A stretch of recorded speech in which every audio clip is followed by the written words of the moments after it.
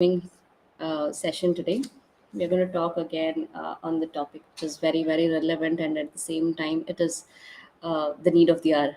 And I've been getting a lot of inquiries and also a lot of requests for creating live stream on this particular topic. So, and that's why, inshallah, let us talk about the topic which is very, very relevant. That is teen on screen. That's what I have named it. Addiction, screen addiction in teens. We have seen that internet has become so important part of our lives that without internet, life seems to be paralyzed, and we don't feel like doing anything. We are frustrated, we are restless. Not just teens I'm talking about, even adults these days they feel frustrated without having internet or mobiles at home. So we cannot even imagine. Of course I understand, and it's undoubtedly the most, I would say, internet has become a part and parcel of our lives and addiction, or also we can say that this is a new form of addiction compared to the rest of the addictions. Maybe now, if you're talking about substance use, or if you're talking about alcohols or drinks, these kinds of drug addictions and so on, this has been for quite some time. We've been noticing it, and in fact, the history, if you compare the history of liquor or addiction to substance use, like liquors and drinks, this has been associated with gods and goddesses in the past also.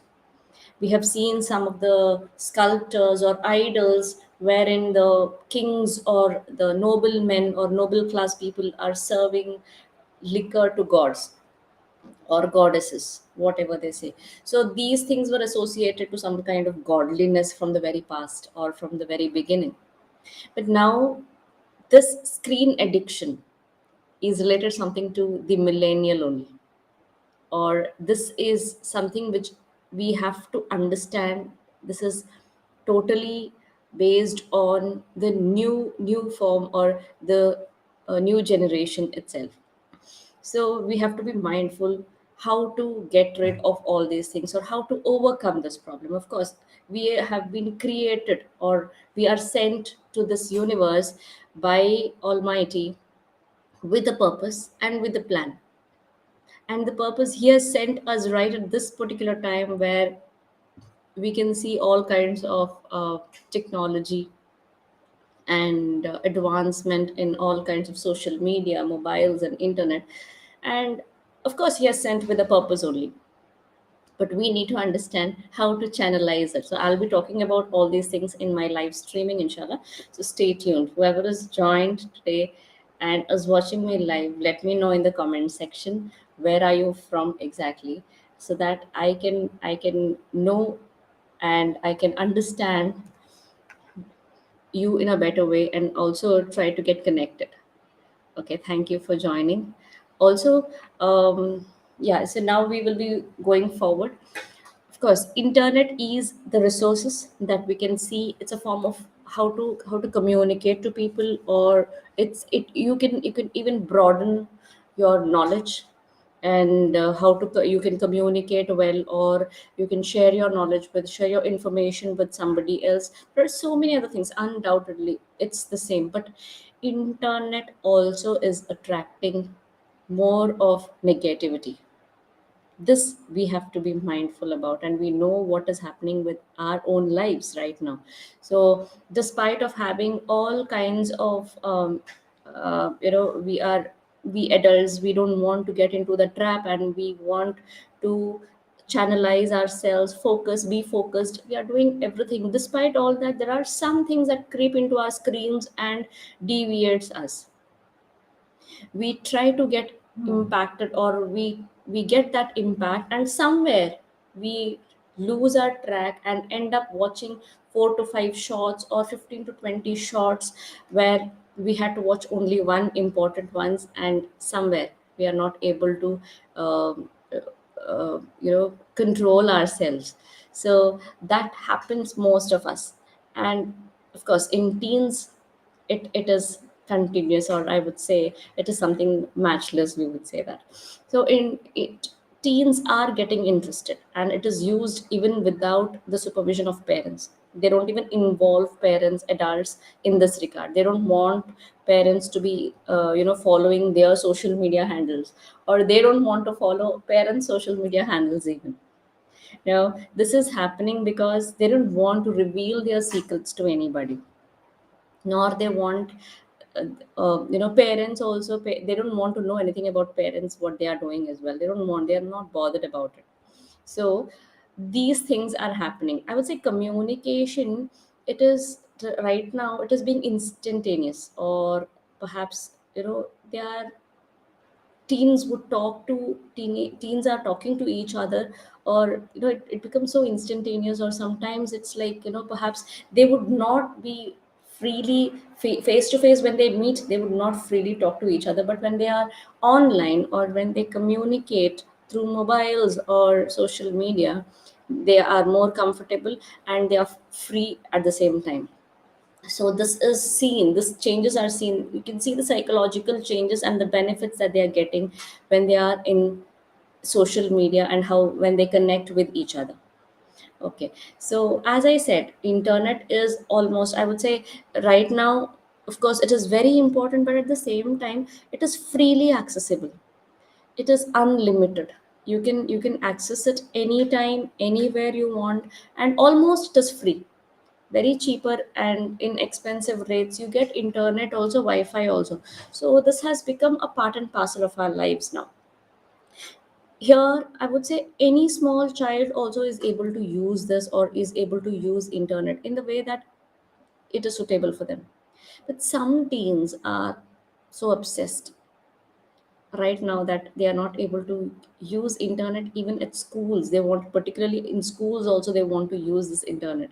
So when they don't get that accessible connections, or they're not able to they are not allowed to watch or get internet connections, they feel obsessed, they feel restless also. These days adults, I would say, are not much familiar about social media, and some apps, or some other app. I would say the handles, like for example, some don't want to get involved in Facebook or Instagram. Parents don't want to get involved. They say that this is a kind of distraction, and I don't want that. But children are into these platforms only. So they get very much attracted, they get very much connected with the social media. And this is a kind of a disconnection, I would say, because parents are into, they get isolated there, or they don't want to get involved in these areas, but children want it. Now, this is where that discomfort begins. And children feel that parents are not of this age, or they don't belong to our new era, that millennial kids. We don't want our parents because they are all outdated, or they feel that, yes, these people are of, uh, you know, old generation. So that generation gap and that age gap is also seen in children and parents when they don't want to talk to each. I mean, when they don't want to follow or social media and all that stuff. So teens become more interactive.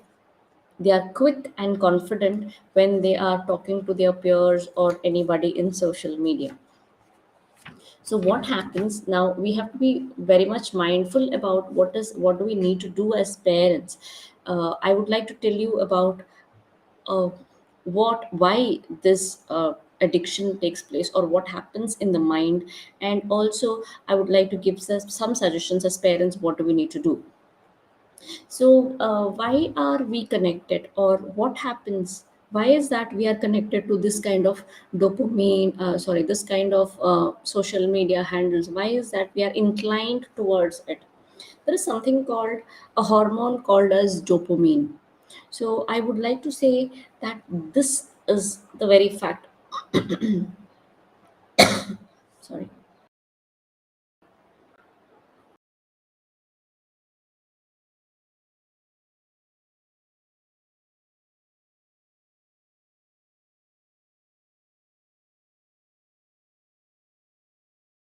So, this is something.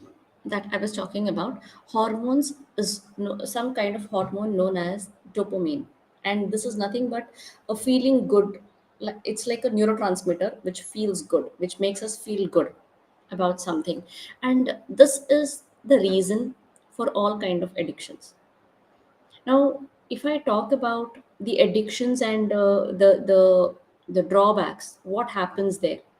This dopamine is something that makes us to crave for newness all the time. It brings us a kind of a feeling that you have to do all new.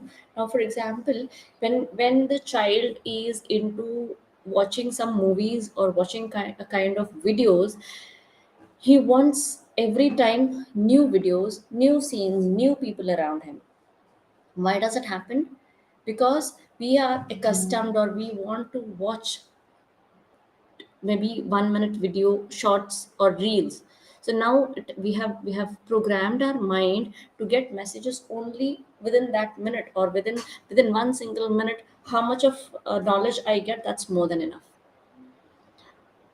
This is the trend now, and the attention span of the child also is deteriorated, or it's getting decreased because of these trending shorts and reels. Craving for all new all the time. They don't want something which is normally seen, or which is in the routine things what they have. They want newness every now and then. This is this has become so traumatic these days, that even the uh, the people who are early wed, for example, they are at the age of 19, 20, 22 age, they get married. These are also getting into addictions, and this porn videos, they get connected with maybe porn videos or sites, or sometimes even some illegitimate or extramarital relations also are seen in such people. So this has become so dangerous that our lives seem to be uneasy, and it's not I would say appropriate to be in this state. We are getting unlimited access to these social media sites, or this kind of porn video sites also. It is we are in an alarming state, I would say, right now. Within the span of 5 months, the statistics have told us that within the span of 5 months, there are people who are posting child child related porn videos. And it's not just one or two, it's 33,000 videos are being posted. Imagine, 33,000 videos within 5 months of span, all are related to child related porn videos we have. So, what kind of situation right now we are in? We have to think and introspect. So, this particular dopamine, or this particular hormone, makes us feel good. It feels rewarded when you're watching that, when you're watching reels, when you're watching videos, or when you're watching any kind of a movie, or when you start playing games, or whatever it is. Now what we do, we start snatching it away. So too much of dopamine, which is again, imbalance, creating an imbalance. Now parents are watching the child who is into screen addiction, or if the child is watching his screen, and the parents are coming and snatching it away. So the dopamine which was there high falls down, and now this sudden imbalance will create a lot of impact in the child's brain. So we need to be mindful now. How can we resolve this issue? What has to be done? We have to understand that it is at this particular time, prefrontal brain, or something that which we call as the decision taker. Nasia is, it's told in the Quran also, Nasia tin kadibatin khatia. This particular Nasia is something that we talk about, the prefrontal brain, which is always helpful to take decisions. This decision taker will shut off, or it will not work when the dopamine is very high, or when it is very low. And that's the reason they don't know what they are doing. They don't understand They don't understand the fact what has to be done. The decisions are not taken rightly at that particular time. And it is also said that because of imbalance in the dopamine, the size of the brain also is reducing, the volume also is reducing, just like the mental patients. So it is affecting our brain, affecting our health as well. So we have to understand now imbalance is creating a lot of problems. Now, how do we are at static or in the normal level? How do we do that?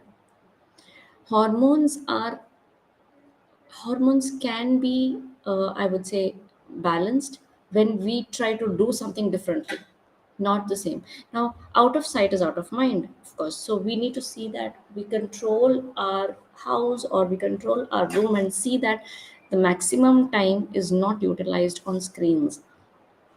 Make it a rule, set a rule that at home, whenever a, whenever somebody comes home or any guests arrive, no mobile is seen or no mobile should be used. I'm sorry for my pet who is making a background noise, so kindly excuse that. uh, the second thing is set the rule at home that during meals we will be not having any mobiles or screens with us. We will only talk. We will communicate something on one or the other topic. The third thing is before sleep and after sleep. You need to give 1 hour of span without screen. So 1 hour before sleep and 1 hour after sleep, no mobiles. This should be the rule. And this is applied to all of them, irrespective of ages. Anybody at home will not be watching it. So now what happens, the child also along with the parents, they have this rule, and they will not use the mobile. Everybody will keep it somewhere where they don't want to see that. Now this becomes a healthy habit, and they are accustomed to control themselves or see to it that whatever they have to use it at the limited time span. Now, if you're giving it to your children who are below 13 years, also right now I would say 10, 12, or 13 years, you fix a time and only then you can give them. The second thing, what they have is distract them and do something else instead of giving them only mobiles or snatching that mobile and telling them to sit quietly. Doesn't work.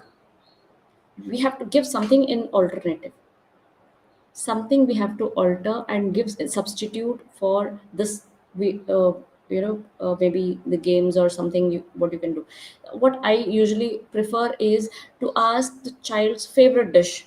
What is the favorite dish of the child, and start preparing together along with the parents, or the child also should come and do it together. Favorite dish of the child, of course he also will be willing to do it. So try to make it a point, maybe favorite desserts, or the child is giving a treat to his siblings, something like that. You create some kind of environment at home which makes a child excited. And that dopamine is always normal. Dopamine need not be always at its peak when you watch movie. When you find a person who, or a very close friend of yours whom you met after a long time, there also the dopamine is seen at its peak.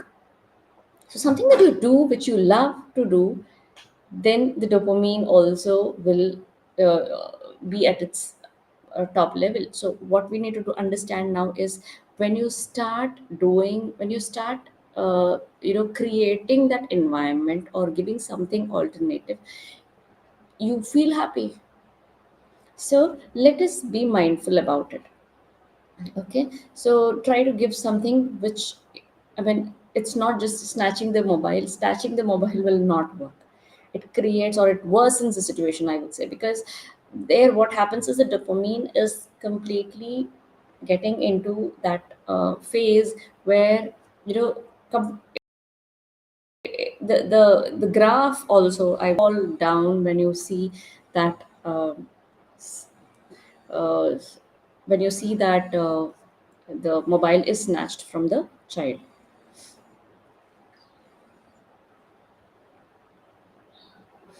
Also, we can have some playtime together, board time, play times, physical games or physical uh, games. I would highly recommend. But at the same time, if you're talking about plays or playing games with each other, parents and children together, if they sit and play, board games would do really well. Any kind of board games, I would suggest you to play together, because this will create an impact in the child's mind, and the dopamine will be stable during that time. So see that you play most, or spend some time talking about your own lives, talking about your experiences, parents' experiences about your own family, about your own childhood days, and so on. Because this, of course, what most parents do, they talk about the things they were deprived of. Usually, I keep asking the parents who come to me, and they say that yes, ma'am, whatever it is, we speak that we say that okay, you are so lucky, you have all these things. We weren't. We didn't have all these when we were young or when we were small. So these talks will not help the child. Talk something that you loved or you enjoyed, or that which you were blessed with, something that Allah has blessed with, something you have to talk in a positive way, so that the child also feels blessed and grateful for whatever is there. So this will again create some uh, positive vibes, or I would say that impacts the child in a better way, in a positive way. So also see to it that you find a rule at home: no gadgets and no mobiles in the washroom or in the private room or bedroom, wherever you are. You have to see to it that children are using the mobiles openly, open in front of everybody. So this is very important. If you find that the child is into these kinds of behavioral, if you see that these behaviors are seen in your child, then you need to immediately take action, because there is something that the child is hiding, and we need quick action against this. So I would say that be wise enough to take that actions also, and see that you do it quickly, as early as possible. And there's something about play therapy. I've been using this as myself being into counseling and coaching for parents. I usually consider that play therapy would be the best. Screen off the child.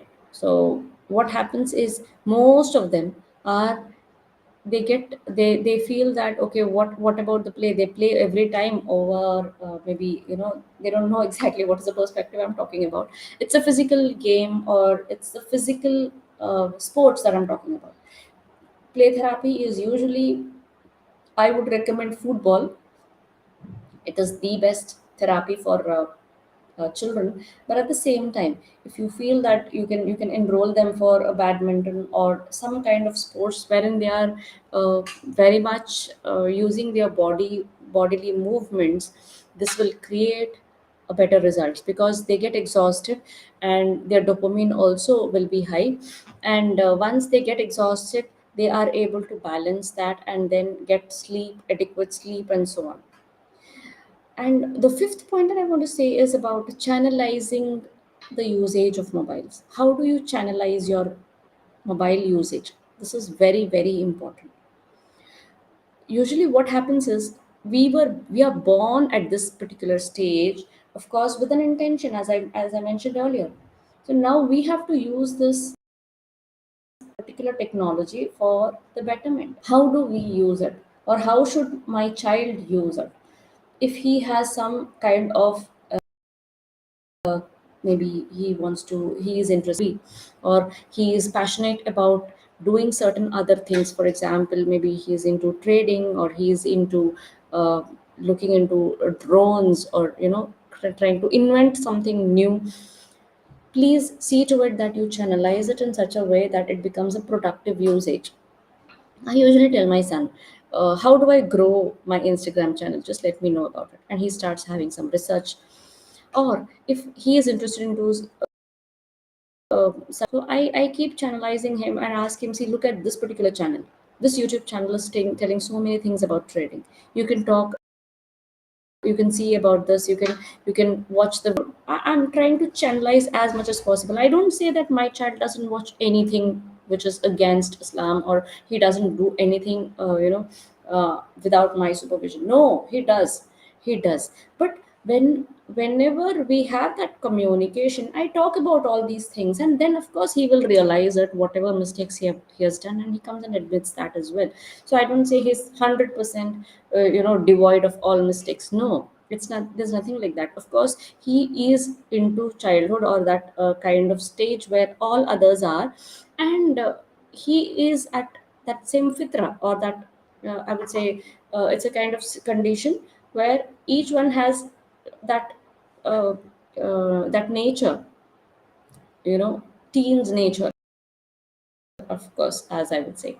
So this everybody. But as parents, most of us don't know, or we are all clueless as to what we need to do. So these are some of the tips that we usually give to our parents in the coaching session as well. And do let me know in the comment section what other productive ideas you get to channelize your children in a better way and help them come out of the screen addiction. So I would love to answer your queries as well, inshallah. And also let me know if you have anything extra, or you have anything additional to these problems, or these issues that we are seeing every now and then. Okay, so thank you for joining. And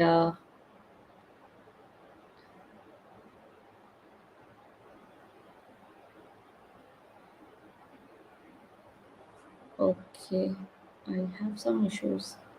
Yeah, so thank you for joining. And also let me know in the comment section which part of the solutions you found interesting. Thank you.